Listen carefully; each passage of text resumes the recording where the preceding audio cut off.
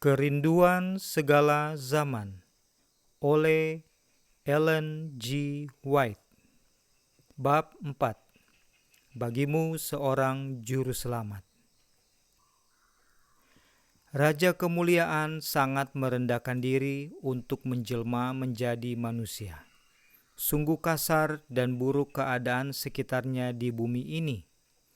Kemuliaannya diselubungi agar kebesarannya secara lahir jangan menjadi pokok perhatian. Ia menghindarkan segala pertunjukan secara lahiriah. Kekayaan, kemuliaan duniawi, dan kebesaran kemanusiaan sekali-kali tidak akan dapat menyelamatkan satu jiwa pun dari maut. Yesus bermaksud supaya tidak ada satupun penarikan yang bersifat duniawi menarik orang ke sampingnya. Hanya keindahan kebenaran semawilah yang mesti menarik orang-orang yang mau mengikut Dia. Tabiat Mesias sudah lama diberitahukan dalam nubuatan, dan Ia menghendaki agar manusia menerima Dia atas kesaksian firman Tuhan. Malaikat-malaikat bertanya-tanya dalam hati mengenai rencana penebusan yang mulia itu. Mereka menanti-nantikan untuk mengetahui bagaimana umat Tuhan akan menyambut putranya yang berpakaikan jubah kemanusiaan. Malaikat-malaikat datang ke negeri umat pilihan itu. Bangsa-bangsa lain sedang menganut kepercayaan yang bukan-bukan dan menyembah berhala. Ke negeri tempat kemuliaan Tuhan telah dinyatakan dan terang nubuatan telah bersinar, malaikat-malaikat datang.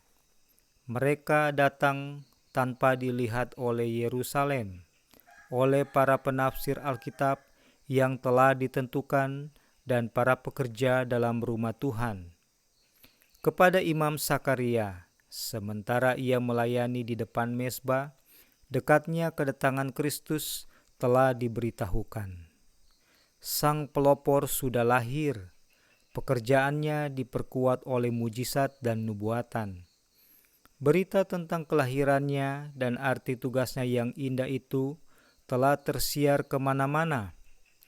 Namun Yerusalem tidaklah bersedia untuk menyambut penebusnya.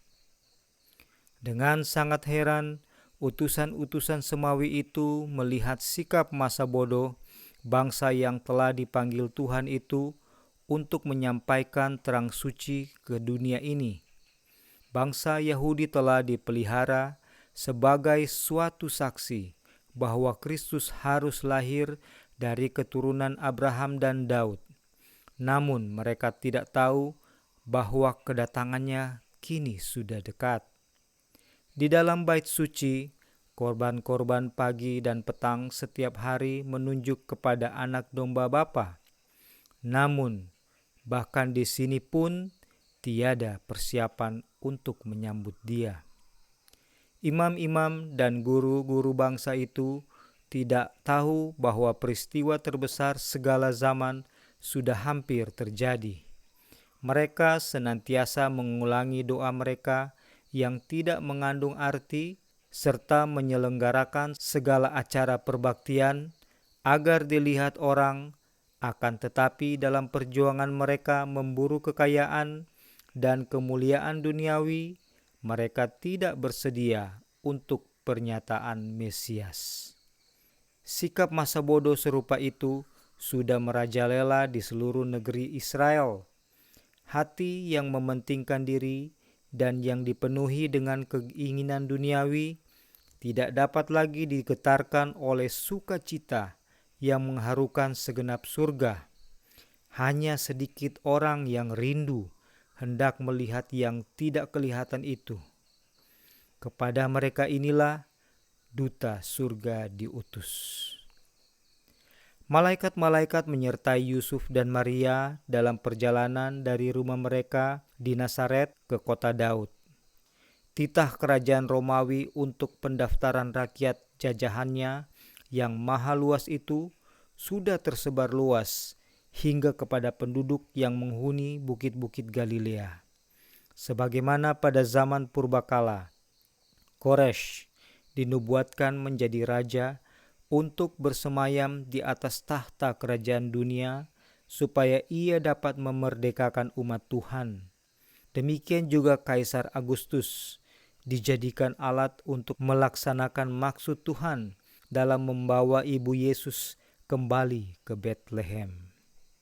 Ia adalah keturunan Daud, dan keturunan Daud harus lahir di kota Daud.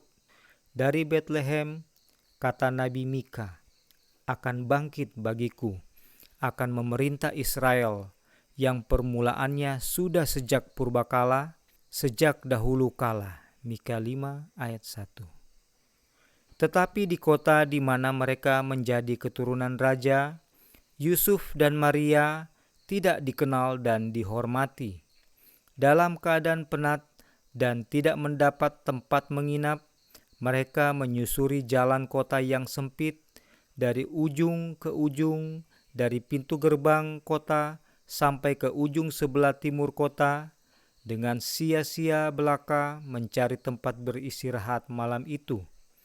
Tidak ada tempat bagi mereka dalam rumah penginapan yang sudah penuh sesak. Di dalam sebuah bangunan yang reot, di mana hewan-hewan ditempatkan, mereka akhirnya mendapat perlindungan. Dan di sanalah penebus dunia dilahirkan. Manusia tidak mengetahuinya, akan tetapi berita itu memenuhi surga dengan sukacita. Dengan perhatian yang lebih dalam dan lebih halus, malaikat-malaikat suci dari dunia terang turun ke bumi. Seluruh dunia lebih gemerlap karena hadiratnya. Di atas bukit-bukit Betlehem berkumpullah sepasukan malaikat yang tak terhitung banyaknya. Mereka itu menantikan tanda untuk memaklumkan kabar gembira itu kepada dunia. Sekiranya para pemimpin Israel setia pada tugas yang diamanatkan kepada mereka, tentu mereka dapat turut menikmati kegirangan menyiarkan kelahiran Yesus itu. Tapi kini mereka terlewat begitu saja. Tuhan bersabda, "Sebab aku akan mencurahkan air ke atas tanah yang haus dan hujan lebat ke atas tempat yang kering. Di dalam gelap terbit terang bagi orang benar." Yesaya 44 ayat 3, Mazmur 112 ayat 4. Bagi mereka yang mencari terang dan yang menerimanya dengan sukacita, cahaya terang dari tahta Bapa akan bersinar. Di padang-padang rumput tempat Daud menggembalakan kawanan dombanya dahulu, gembala-gembala masih tetap berjaga pada malam itu. Sepanjang saat-saat hening itu, mereka bersama-sama mempercakapkan hal juru selamat yang dijanjikan itu, serta mendoakan kedatangan raja itu ke tahta Daud. Tiba-tiba, berdirilah seorang malaikat Tuhan di dekat mereka, dan kemuliaan Tuhan bersinar meliputi mereka, dan mereka sangat ketakutan. Lalu kata malaikat itu kepada mereka, "Jangan takut, sesungguhnya aku memberitahukan kepadamu kesukaan besar untuk seluruh bangsa. Hari ini telah lahir bagimu Juru Selamat, yaitu Kristus, Tuhan, di kota Daud." Mendengar kata-kata ini, khayal-khayal mulia memenuhi pikiran gembala-gembala yang tengah asik mendengar dengan penuh perhatian itu. Sang pelepas itu sudah datang ke Israel. Kuasa, kemuliaan, kemenangan dihubungkan dengan kedatangannya itu. Tetapi malaikat itu mesti mempersiapkan mereka untuk mengenal Juru Selamat dalam kepapaan dan kehinaan. "Dan inilah tandanya bagimu," katanya. "Kamu akan menjumpai seorang bayi dibungkus dengan lampin dan terbaring di dalam palungan." Utusan surgawi itu sudah menenteramkan segala perasaan takut mereka. Ia telah memberitahukan mereka bagaimana mencari Yesus dengan pengertian yang lembut akan kelemahan manusia. Ia telah memberikan waktu kepada mereka untuk menjadi terbiasa dengan sinar ilahi itu. Kemudian sukacita serta kemuliaan tidak dapat disembunyikan lagi. Seluruh padang rumput itu pun menjadi terang dengan cahaya yang gemerlapan dari bala tentara Tuhan. Bumi diam dan surga membungkuk untuk mendengarkan nyanyian. Kemuliaan bagi Bapa di tempat yang maha tinggi, dan damai sejahtera di bumi di antara manusia yang berkenan kepadanya. Aduh, kalau saja hari ini keluarga manusia dapat mengenal nyanyian itu, pengumuman yang dikeluarkan pada waktu itu, nyanyian yang dialunkan pada saat itu, akan menderu hingga akhir zaman dan menggema sampai ke segala ujung bumi. Apabila matahari kebenaran itu kelak terbit dengan kesembuhan di bawah sayapnya, nyanyian itu akan digemakan pula oleh suara sebuah pasukan tentara yang besar, bagaikan bunyi air yang banyak, menderu, "Haleluya, karena Tuhan, Bapa kita yang Maha Kuasa telah menjadi Raja." Wahyu 19 ayat 6. Ketika malaikat-malaikat itu menghilang, cahaya itu berangsur-angsur lenyap, dan bayang-bayang malam pun meliput bukit Betlehem. Tetapi gambar yang paling terang yang pernah dilihat oleh manusia tetap dalam ingatan gembala-gembala itu. Setelah malaikat-malaikat itu meninggalkan mereka dan kembali ke surga, gembala-gembala itu berkata kepada yang lain, "Marilah kita pergi ke Betlehem untuk melihat apa yang terjadi di sana, seperti yang diberitahukan Tuhan kepada kita." Lalu mereka cepat-cepat berangkat dan menjumpai Maria dan Yusuf dan bayi itu yang sedang berbaring di dalam palungan. Dengan kegirangan besar, berangkatlah mereka, hendak menyiarkan segala perkara yang telah mereka lihat dan dengar itu. Dan semua orang yang mendengarnya heran tentang apa yang dikatakan gembala-gembala itu kepada mereka. Tetapi Maria menyimpan segala perkara itu di dalam hatinya dan merenungkannya. Surga tidak terpisah jauh dari bumi pada hari ini daripada tatkala gembala-gembala di Betlehem itu mendengar nyanyian malaikat-malaikat. Manusia masih saja merupakan sasaran ingatan surga, sama dengan ketika rakyat jelata yang mempunyai pekerjaan biasa saja dahulu bertemu dengan malaikat-malaikat pada siang hari dan berbicara dengan utusan surgawi di kebun anggur dan di ladang. Bagi kita, dalam suasana hidup yang serba sederhana, surga boleh jadi dekat sekali. Malaikat-malaikat surga akan menyertai setiap langkah orang-orang yang datang dan pergi melaksanakan perintah Tuhan. Cerita tentang Betlehem merupakan sebuah pokok pembicaraan yang tidak habis-habisnya. Di dalamnya tersembunyi limpah kekayaan dan hikmat dan pengetahuan Bapa. Roma 11 ayat 33.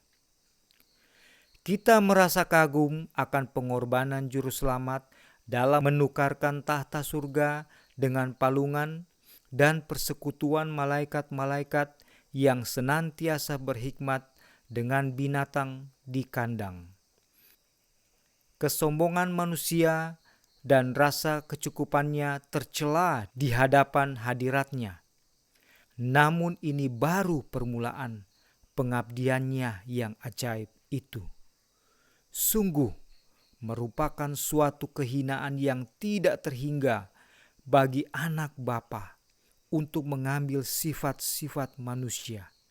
Sekalipun ketika Adam masih dalam keadaannya yang tidak berdosa di Eden dahulu kala. Tetapi Yesus sudi menjadi manusia setelah umat manusia telah dilemahkan oleh dosa selama 4.000 tahun. Seperti setiap anak Adam, ia menerima segala akibat dari bekerjanya hukum hereditas yang besar. Apa gerangan segala akibat ini? Ditunjukkan dalam sejarah nenek moyang duniawinya yang pertama. Ia datang dengan sifat hereditas yang demikian itu untuk turut memikul segala duka dan segala pencobaan yang menimpa diri kita dan untuk memberikan kepada kita teladan suatu kehidupan dari tanpa dosa. Setan di surga telah membenci Kristus karena kedudukannya di istana Bapa. Ia semakin membenci Yesus setelah ia diturunkan dari kedudukannya. Ia membenci Yesus yang telah menjanjikan dirinya sendiri untuk menebus suatu umat yang berdosa.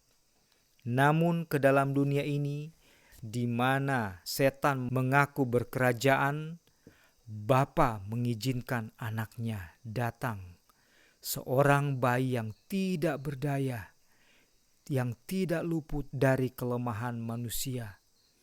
Ia mengizinkan Yesus menghadapi ancaman nyawa yang lazim berlaku atas tiap jiwa manusia, bertempur dalam peperangan, sebagaimana tiap anak manusia wajib bertempur atas resiko kegagalan dan kematian yang kekal. Hati Bapa manusia penuh rasa kasih sayang dan iba akan anaknya. Ia memandangi wajah anaknya yang kecil itu, serta gemetar membayangkan ancaman nyawa anak itu. Ia ingin melindungi anak yang sangat dikasihinya itu dari kuasa setan, menghindarkan dia dari pencobaan dan pergumulan. Untuk menghadapi pertentangan yang lebih pahit lagi, serta bahaya yang lebih ngeri, Bapa mengaruniakan anaknya yang tunggal, supaya jalan hidup dapat dipastikan bagi anak-anak kita. Inilah kasih itu. Heranlah kamu, hai segenap langit, dan tercenganglah kamu, hai bumi.